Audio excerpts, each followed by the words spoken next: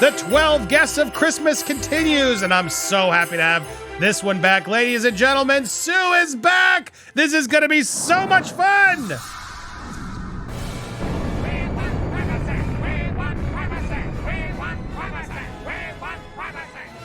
Welcome to Popcorn Palace. I'm Andy Signor. This is our 12 Guests of Christmas. We've been pre-taping content so I can spend some time with the family, and I'm so honored to have these conversations, and particularly one of my favorites, Sue Smith, is back. How you doing, Sue?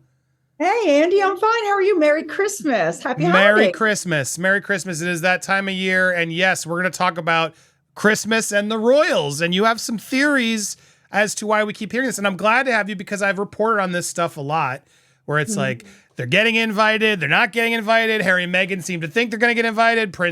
King Charles says they're never going to get invited. We keep getting conflicting reports to Express and other things.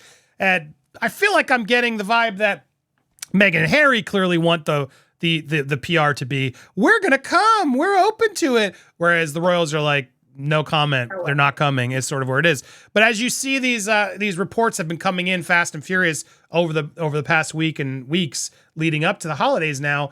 What do you think is really happening here? Do you think, because the rumor, let's start with this. The rumor is that Harry called King Charles for his birthday. I guess I want to start there. Do you believe that happened? I believe he called, but he spoke to I guess they're called courtiers. I don't believe that he's able to reach his father directly anymore. I just don't believe that's a possibility. So I think he called and spoke with a courtier is what I think he did.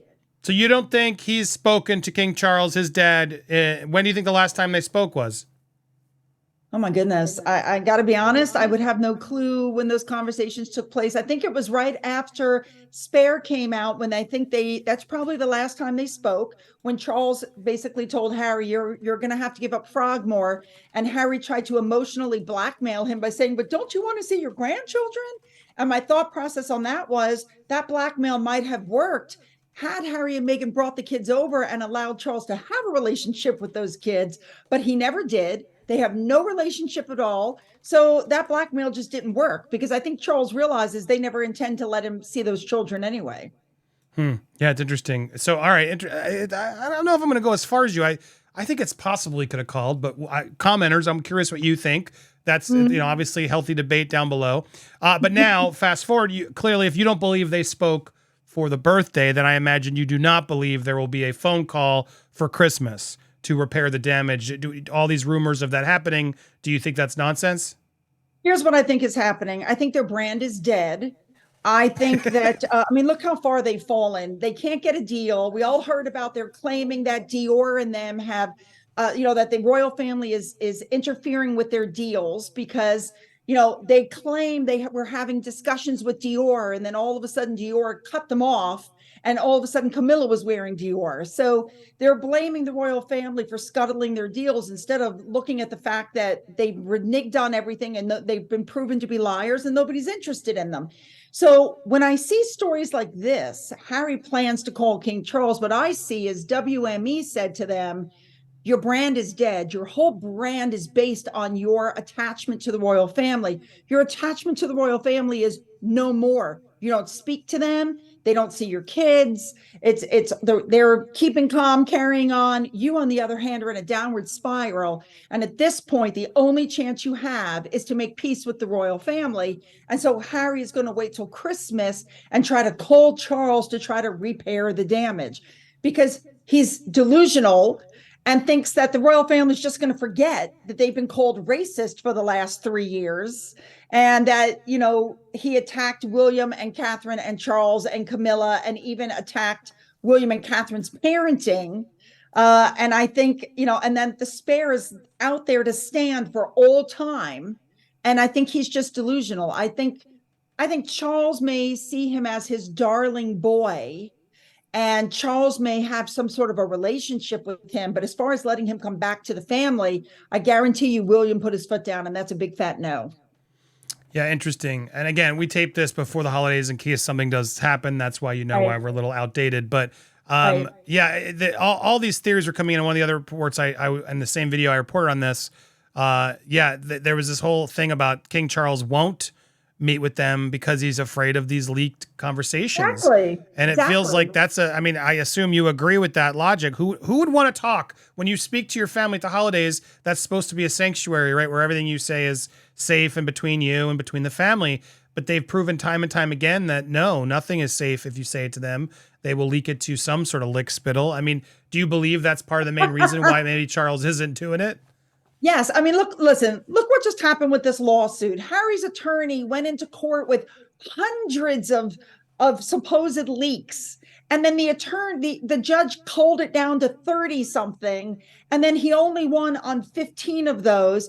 And his attorney came out and gave this big speech about the leaks and the planting. And he brought up Piers Morgan again and claimed Piers Morgan was too afraid to come to court. Even Well, though that's a good. I want to push you on this because Right. it seems like it is a win. Maybe I might even pivot this episode as we're talking. Why is it not a win in your book? Because his attorney had originally gone in with like 300 or 400 examples of supposed phone hacking. When it was handed over to the court culled it down to like 30 something examples of supposed phone hacking. And then there were only 15 examples out of 400 and something where there might have been some phone hacking. Harry asked for like over $500,000 and he was awarded what came to $170,000. Now, keep in mind that the other case that he lost, he has to put down a $90,000 deposit just on legal fees that he has to pay.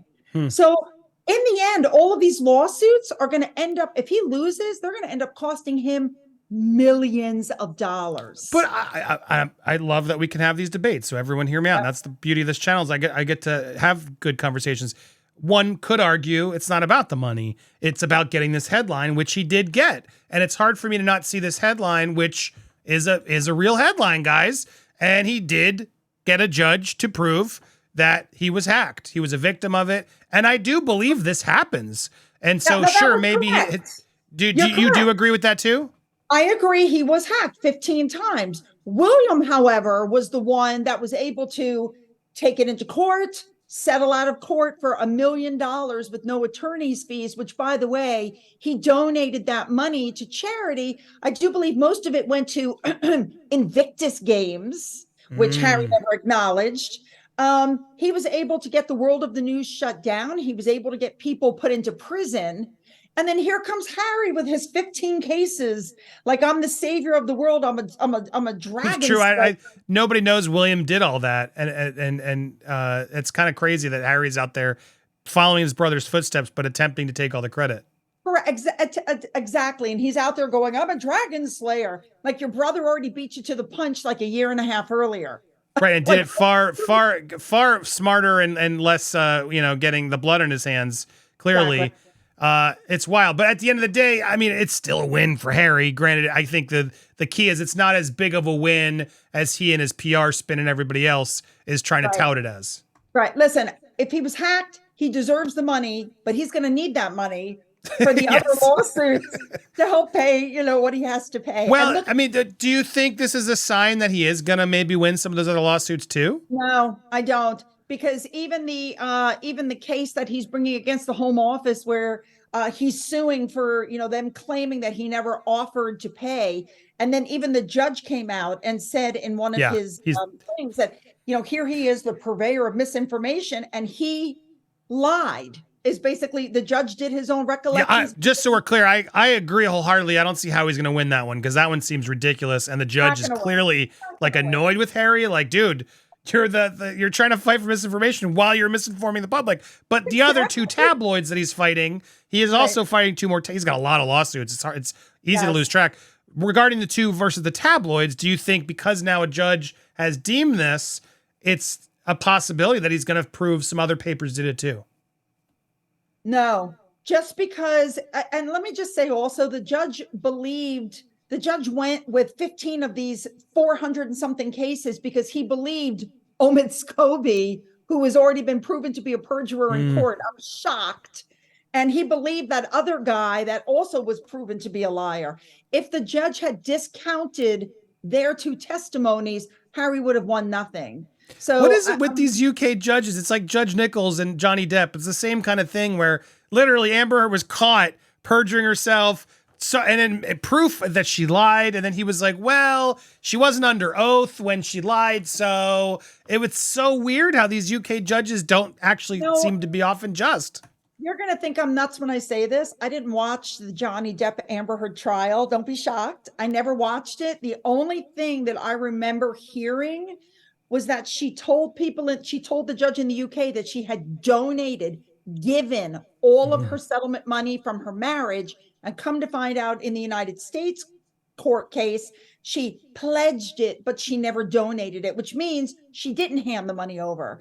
That's the no, and she delayed the book. She delayed all the receipts so she couldn't, so they could prove it until after. And then when he went to the appeal to say, well, look, she didn't, and we now have that evidence, the judge is like, doesn't matter. It's weird, like this UK justice system. I'm sorry, UK viewers, but maybe you'll agree in the comments down below. But it's scary. So yeah. I must be the only person who didn't watch that case. I didn't watch it. Probably, but a lot of people did. I'm sure you got the gist of it. But but it was wild because there was just clear evidence, right, that the judge was just ignoring. So it seems like maybe that's happening. Who knows? But it is hard to trust these UK judges knowing these egregious cases that have gone through. I mean, it happens here in the States too, not to lie. The Jonathan Majors one recently was another one. It's like, what? What did he do? He's really for this? There's been a lot of questionable sort of things, but interesting insights. There you go. A lot of educating me a bit. And a very good point about how William did a lot of this first and how we don't really talk about that. And Harry especially doesn't seem to. Do you think that there is a little bit of a, anything you can do, I can do better syndrome between brothers? I think Harry's always felt that William, don't forget, William got 2 sausages and Harry got 1, and William got the bigger room at the castle. And, he's always been jealous of his brother.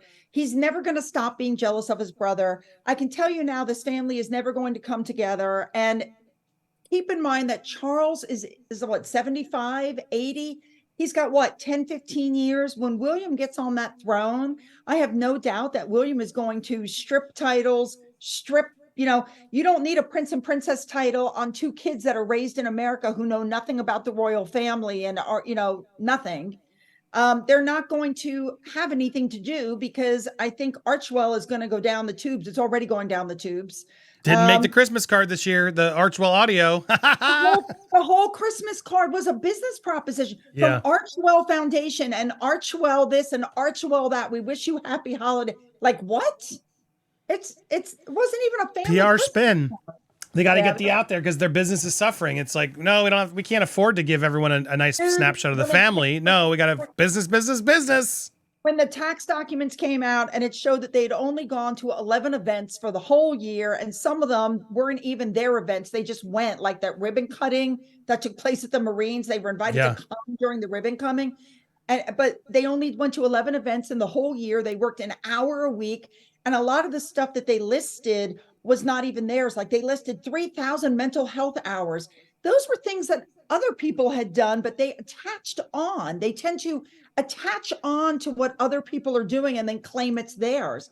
The truth is, leech, if you will. Yes. They're leeching. And what's happened now is, listen, they're reduced to what they're reduced to. Omid is being reduced to being interviewed by TikTok sugars.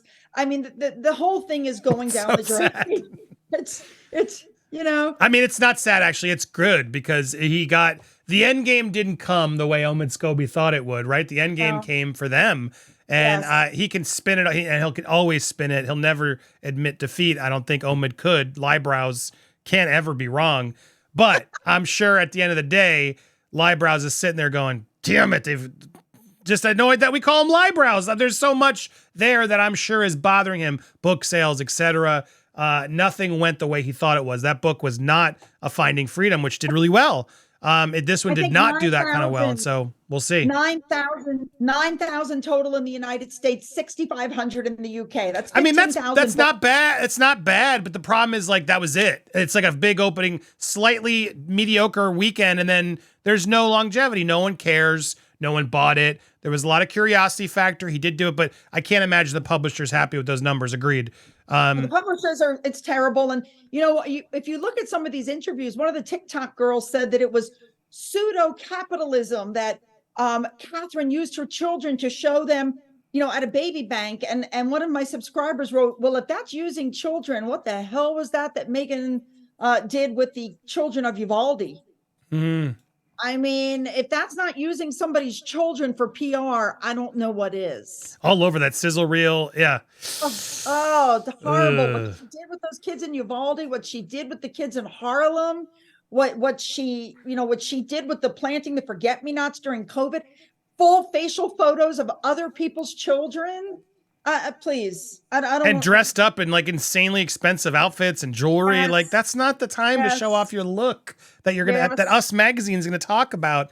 Well, if you didn't see it, I made a video talking about their comeback. Make sure to check that one out. I ranted because they'll never admit defeat either. Always love when Sue's here, guys. If you haven't already, make sure you go to Sue Smith's YouTube, support her Patreon. Go all over the place to support her because she's awesome. She's so resourceful, and we love her here in the Popcorn channels. So send her some love. Any final thoughts, Sue? No final thoughts, except I hope you and everybody has a wonderful and safe holiday season. Well said. Merry Christmas to you as well. Thank you so much for being here. Stay tuned. Subscribe to both channels. Hit that subscribe, hit the bell, hit that like. And if I don't know when this got released, I'll figure that out after I've taped them all. But thank you for bearing with me through the holidays. I hope you had some wonderful time, and echo what Sue said. Thank you, Sue. Love you, Sue. Stay tuned for more guys and more guests here on Popcorn Palace.